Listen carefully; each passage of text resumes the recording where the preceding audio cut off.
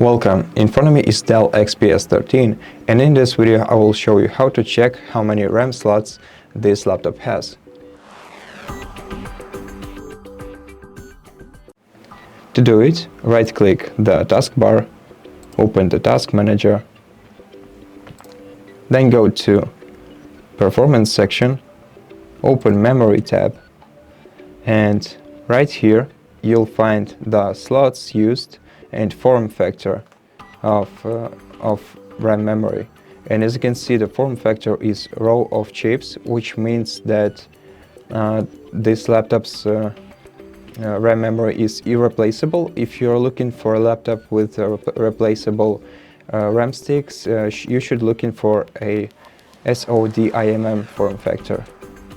And as you can see, this laptop has two slots and both of them are used. And that's basically it. Thank you for watching this video. If you liked it, consider subscribing to our channel, leave us a like and a comment below, and I'll see you in the next one.